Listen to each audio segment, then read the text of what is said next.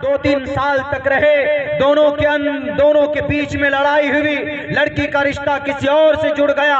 लड़का गुस्से में आया, चाकू लेकर लड़की के जिस्म के 35 टुकड़े किए, अलग अलग थैली में डालकर उनको कूड़ेदान में डाल देता है। इसी रिश्ते की वजह से इससे औरत महफूज नहीं हो सकती है। पुष्कर धामी साहब, आप गौर कीजिए जरा इन मसलों पर, अपने इस बनाए हुए मनगढ़ंत कहानी पर। वो छोड़िए, मुंबई के अंदर में एक IIT का लड़का है, वो इसी रिश्ते में रहता है जिसको कानूनी दर्जा दिया गया, लिव इन रिलेशन में रहता है। लिव इन रिलेशन बोलते हैं इसको, लिव इन रिलेशन, रिश्ते में रहना। लिव मने रहना, इन प्रीपोजिशन है, रिलेशन मतलब रिश्ता, यानी नाजायज रिश्ते में रहना।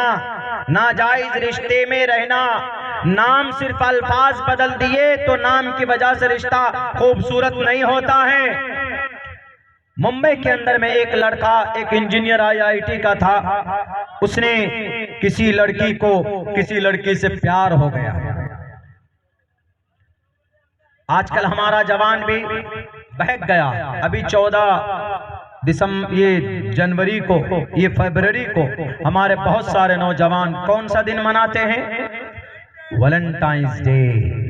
पता भी नहीं है कि कितना खतरनाक और मुहलिक कॉन्सेप्ट है वैलेंटाइंस डे का। वैलेंटाइंस डे योम मोहब्बत माना जाता है। मतलब जो 1 साल 2 साल से, जो 1 साल से दिल पे आशिक होते हैं ना, अपनी सेटिंग करने के लिए, बाजारू जुमला है, समझाने के लिए बोल रहा हूँ, मतलब ये लोकल लैंग्वेज है, मुझे नहीं बोलना चाहिए लेकिन समझाने के लिए बोल रहा हूँ कि बहुत सारे लड़के जो अपनी गर्लफ्रेंड बनाना चाहते हैं, इस्लाम में बॉयफ्रेंड गर्लफ्रेंड का कोई कॉन्सेप्ट नहीं। Boyfriend girlfriend, live in relation, breakup और वो डेटिंग, इन सब का कोई कॉन्सेप्ट इस्लाम के अंदर नहीं। सबको कुरान मना करता है। कैसे? मैं इसी कुरान पे आना चाहता हूँ। असल ये 14 फरवरी को यौम मोहब्बत माना जाता है। मतलब अगर कोई 1 साल से मेहनत कर रहा है, कोई हमारा समाज का नौजवान जिसको कोई काम नहीं है, तो बस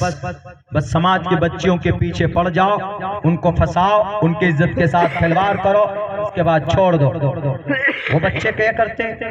वो बच्चे इम्प्रेस करने के लिए किसी लड़की को, समाज की किसी की बेटी को वो गुलाब का फूल लेते हैं और उसके बाद जाके कहते हैं will you marry me, I love you so much, हम तुमसे शादी, हम तुमसे ये, हम बहुत मोहब्बत करते हैं, we want to be friend, हम दोनों दोस्त बन सकते हैं। यानी मोहब्बत के इजहार के दिन को वैलेंटाइंस डे कहा जाता है।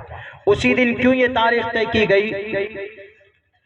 रोम के अंदर एक बादशाह था, क्लॉडियस बादशाह था। उसके बीच में एक पादरी था। उस पादरी को किसी वजह से जेल में डाल दिया। जेलर की एक बेटी थी, बड़ी खूबसूरत थी, लेकिन पादरी की बातों से बहुत मुतासिर थी। वो डेली गुलाब का फूल लेके आती और बोलती कि just take it and I love you so much, ये लीजिए, मैं आपसे बहुत मोहब्बत करती हूँ, बिकॉज यू आर पादरी। 1 साल 2 साल तक चलता रहा। क्लाउडियस को पता चला, जेलर को पता चला, तो उस पादरी को फांसी के फंदे पर लटकाने की सजा दी गई कि इस पादरी को जिंदा नहीं रहना है, इसको सजाए मौत मिलनी चाहिए, इसलिए कि ये समाज के खिलाफ जा रहा।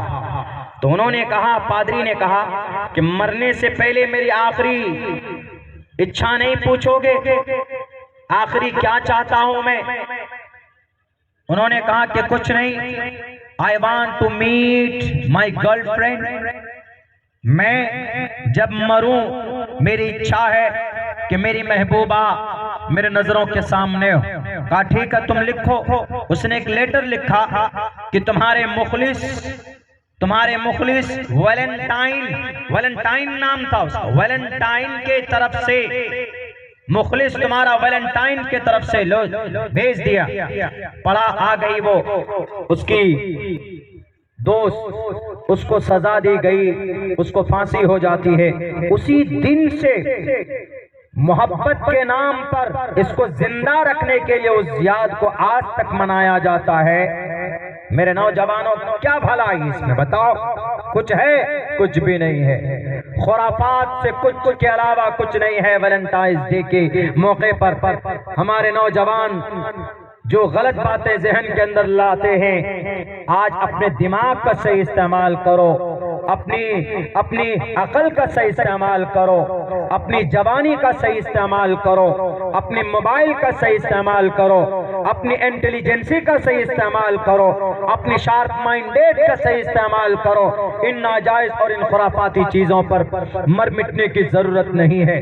बैरक उसीलिए वैलेंटाइंस डे मनाया जाता है। अगर आप मनाओगे तो आप क्रिश्चियन के लिस्ट में आपका नाम होगा। मन तशब्बह बिकौमिन फहुव मिनहु। अल्लाह के नबी फरमाते हैं कि जो किसी कौम की मशाबहत इख्तियार करे, जब ये क्रिश्चियनिटीज का ये तरीका है, ये शेवा है, ये उनका मेथड है, तो अगर आप कोई मुसलमान अगर इस पर अमल करता है, एक तो उसी में से होगा। दूसरा ये कि समाज की किसी बच्ची को बिना निकाह किए बगैर निकाह से पहले उनसे बात करना, उनको गुलाब का फूल देना, उनसे रिश्ता बनाना, उनसे मैसेजेस में बात करना, या उनसे वीडियो कॉलिंग करना, या किसी भी तरह हो, वॉइस में हो, वीडियो में हो, डेटिंग करो कि चैटिंग करो, according to the Islamic sharia all thing, सारी चीजें इज प्रोहिबिटेड, नाजायज और हराम है। अल्लाह ने आपको एक कानून दे करके इस दुनिया के अंदर भेजा है। वो लड़का मुंबई का, उसने अपनी गर्लफ्रेंड के साथ 5 साल 6 साल की जिंदगी गुजारता है।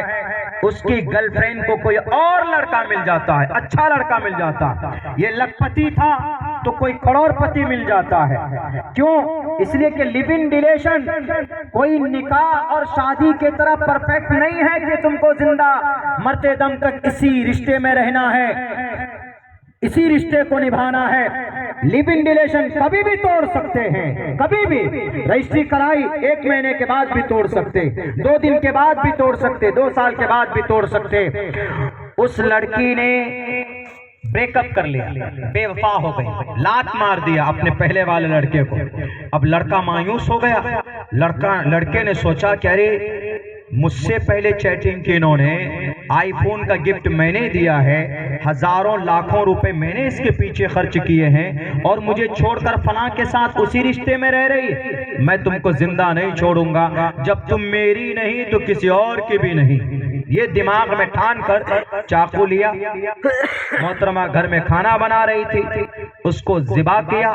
ज़िबा करने के बाद उसके गोश्त को अलग किया, उसकी हड्डी अलग की, हड्डियों को फेंक देता है और गोश्त को फ्रिज में डाल देता है।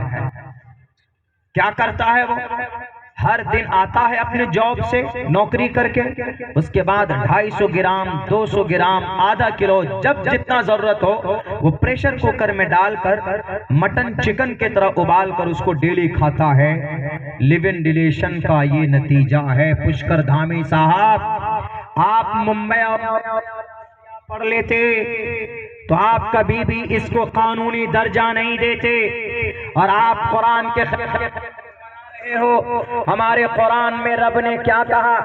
कुरान में अल्लाह तबारक व तआला बीमारी से समाज को बचाने के लिए, इस खतरनाक बीमारी से समाज की बेटी को इंसाफ दिलाने के लिए अल्लाह का कुरान कहता है, अल्लाह का कुरान कहता है, नबी की हदीस कहती है, अगर बेटी को इज्जत देना है, अगर बेटी की इज्जत की रक्षा करनी है, अगर समाज को मकाम देना, बेटी को समाज में एक मकाम देना है, तो यूं कहा गया, यत्र नार्यस्तु पूजन्ते रमन्ते तत्र देवताः तत्र तास्तु न पूजन्ते न रमन्ते न तत्र देवताः अन अधे पश्यस्ति मोपरि संतराम पादकौ हरमाते कौशल्पकौ।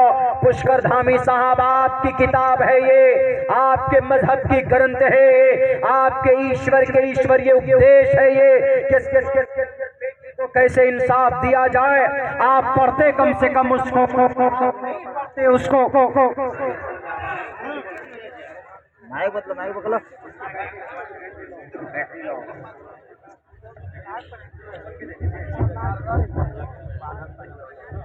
कोई मसला नहीं, उसकी बैटरी डाउन हो गई। मेरी बैटरी चार्ज हो रही, इसकी डाउन हो रही।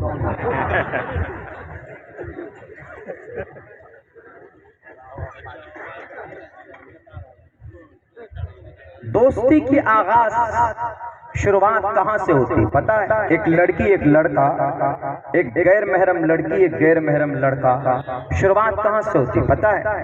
नजरों से शुरुआत। सबसे पहले मीटिंग मार्केट में, कोई समाज का लड़का कोई लड़की आई, आमने सामने, आई कांटेक्ट, नजरों के सामने नजरें मिलती है। नजर के बाद दिल के अंदर में फिर कुछ बातें आती, and this girl is very beautiful.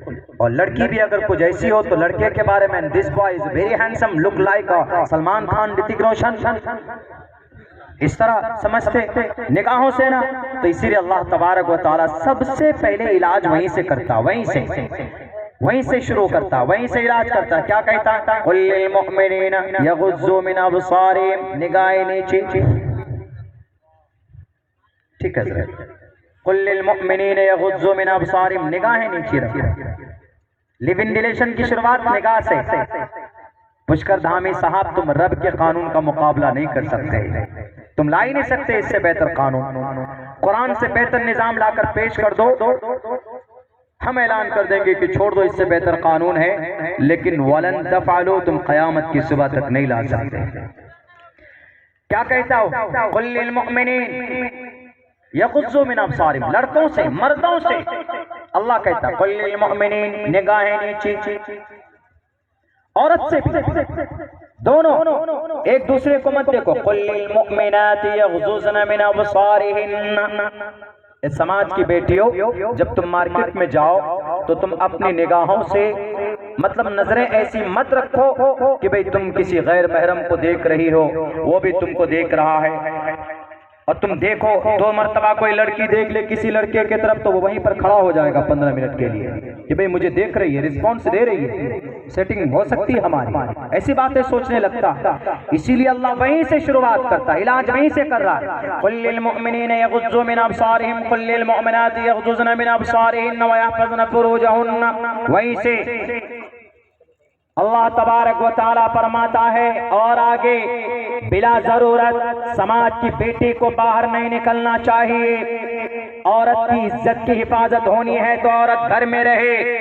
सन 2012 के अंदर दिल्ली में एक बहुत बड़ा कांड होता है, निर्भया कांड। सन 2012 में